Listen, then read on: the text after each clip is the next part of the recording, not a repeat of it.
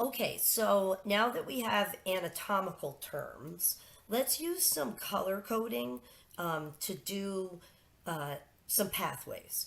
But let's remind ourselves here and let's use some color coding. That is somatic sensory. So a neuron that would be carrying information from like your liver might end there. The other one that we have here is visceral sensory. We've got the visceral motor, and then here, this is where synapses of somatic motor neurons happen.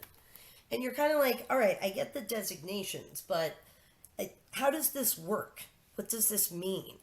All right, so let's draw a picture of your liver. Here's your liver. It kind of has two lobes to it. And there are many chemoreceptors in your liver that monitor your pH. In fact, let's draw a neuron that is in your liver monitoring pH, right? And this is a sensory neuron. So what it's going to do is it's going to carry information in the dorsal ramus through the spinal nerve, into the dorsal root through the dorsal root ganglion, and then it's going to enter into the spinal column and it's going to end right there because it is a visceral sensory neuron and it's also unipolar. So it ends in the visceral sensory place. There is another neuron that picks up the action potential, and that neuron has a specific name to it. Those neurons are called interneurons. Let me write that in white here. Oh, no, let me write that in black. We have not yet really talked about interneurons. They're basically neurons that are specifically in the central nervous system and they make decisions. So this interneuron says, thank you for the sensory information. I know exactly what to do to that. And what it does is it travels to this visceral motor area. And lying in wait in the visceral motor area is a neuron that it synapses, and that neuron carries information out the ventral root through the spinal nerve, out the ventral ramus, and that may actually carry information back to the liver. Maybe it carries information back to the gallbladder, but no matter what, it's going to hook up with smooth muscle because it's involuntary, that's visceral. It could hook up with some glands. It could possibly hook up with some cardiac muscle. So this motor neuron could innervate any of these structures, activating them. And this, what you have here is a circuit. You have a sensory neuron bringing information in. You have an interneuron making a decision. And then you have a motor neuron bringing information out. All right, let's do another one. Hold on. I forgot to make more and more slides. All right, let's do another one. Let's do, I got a good one. Let's do a very terrible picture of the leg.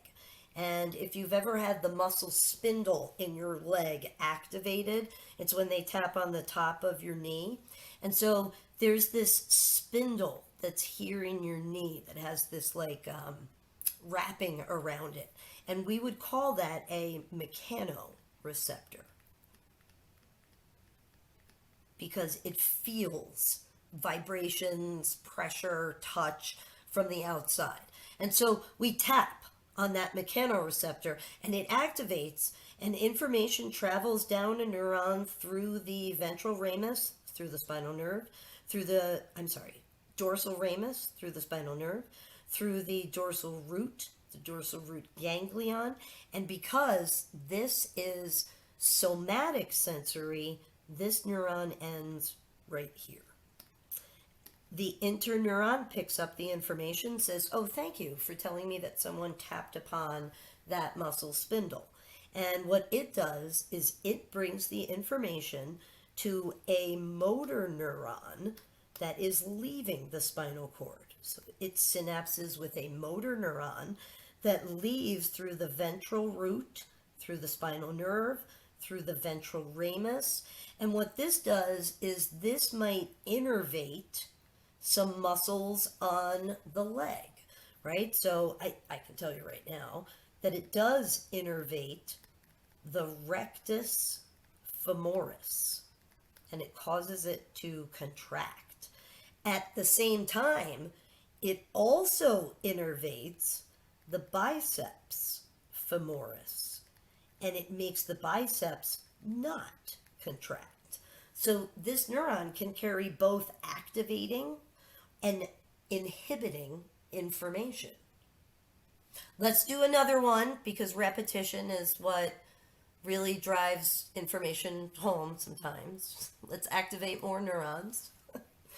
Let's pretend that we have your skin here. So here's your skin, here's the epidermis, and you've got a hair in the skin.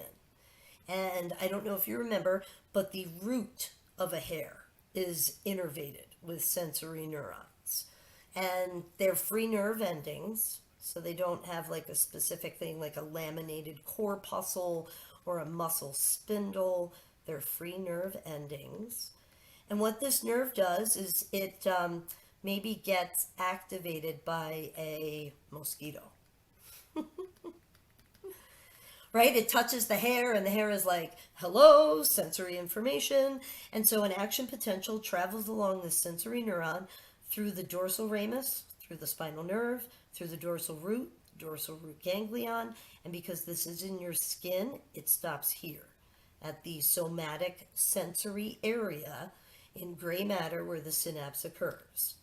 An interneuron picks up the information, and the interneuron says, thank you. I'm going to go and synapse with a neuron that's in the somatic motor area of the spinal cord. And it says, please carry this information out. So that motor neuron leaves through the ventral root, through the spinal nerve, through the ventral ramus. And this might innervate the muscles of the hand, like the palmaris longus, so that you can slap the mosquito. So, oh, I'm sorry, I don't want to draw an arrow there. I would like to draw a neuromuscular junction innervating the muscles of the hand. And I know that's the neuromuscular junction because this is skeletal muscle.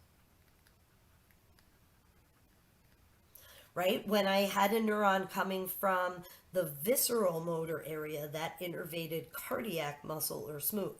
If I have a motor neuron coming from the somatic motor area, it always innervates skeletal muscle. All right, we're not done. I got two more. I mean, you can stop watching if you want. That's all you. But I got two more of them. All right, so let's do the skin again. This is skin. This is the dermis down here. And we know that you have free nerve endings in the dermis. And some of these are capable of detecting temperature. And what they do is they say, oh my gosh, it's gotten very cold outside. And it sends that information through the dorsal ramus, through the spinal nerve, through the dorsal root ganglion. And because this is skin, this neuron ends right here in the somatic sensory area. An interneuron picks up the information and says, oh, all right, I'm going to send that to a neuron that's going to leave the spinal cord. And I'm going to send that to a neuron that's right here in the visceral motor area. Because, and work with me here, this neuron's going to carry information out through the ventral root, spinal nerve, ventral ramus, and this is going to innervate blood vessels, which are visceral. And so the blood vessels are now going to constrict in response to the cold temperature, right? If this were hot temperature, it would innervate blood vessels and at the same time sweat glands, but it would still be a somatic sensory because it's in skin and a visceral motor neuron because it's going to innervate things that you can't consciously control. All right, last one. Oh, I love this one because I get to draw your colon. So this is your sigmoid colon right here, that which kind of curves around. This is your rectum, and right here is the anus. Actually, you have smooth muscle and skeletal muscle around the anus. So this is your colon, or your large intestine. This is the rectum. And as we realize, there is smooth muscle that you cannot control. But outside of that, there is a ring of skeletal muscle that you can control. If you don't control it responsibly, the control over it will be revoked. So there are some baroreceptors innervating your rectum. And what it's doing, receptors, what it's doing is that these baroreceptors are monitoring the pressure in your rectum. And as feces build up, the baroreceptors say, oh, hey, information. And they send an action potential through the dorsal ramus, through the spinal nerve, through the dorsal root, through the dorsal root ganglion. And because this is visceral, it ends right here in the visceral sensory area. All right, let's make this complicated. So, this information actually synapses with three things. This information synapses with your skeletal muscle. It also synapses with your smooth muscle. So this information connects to motor neurons that control both sphincters. And that's what these are right here. They're rings of muscle called sphincters. At the same time, we are also synapsing with a neuron that travels up to the brain and says, hey, you have to poop. So let's draw the two neurons here as they work. So there's one neuron controlling the skeletal muscle sphincter, which is called the external anal sphincter. And that is waiting for your signal from your brain. There's another neuron here that starts here, travels out the ventral ramus, spinal nerve, ventral root, spinal nerve, ventral ramus, and this goes to the internal anal sphincter, which is smooth muscle.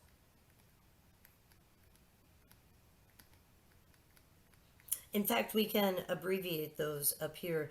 The smooth muscle up here is the internal anal sphincter, and the skeletal muscle is the external anal sphincter, right? So IAP, EAP. So it doesn't have to be so simple that one neuron goes in and one neuron goes out. In fact, there will be another neuron descending from the brain, synapsing over here to control that external anal sphincter. So it's not as simple as you would think. It's not just in and out, but you have to consider that some information is going to be traveling to the brain and some information is going to be coming from the brain. But depending on that type of information, we still synapse in these gray matter areas. So we can say in the anterior horn, we synapse sensory information. In the posterior horn, we synapse sensory information. In the anterior horn, we synapse somatic motor information, right? So knowing these gray matter areas, what they do, somatic sensory synapse, visceral sensory synapse, but also knowing the anatomy in which they lie. So if you want to use these terms, you should also refer to those gray matter horns, right? So if you say the neuron synapses in the visceral sensory area of the spinal cord, get more specific.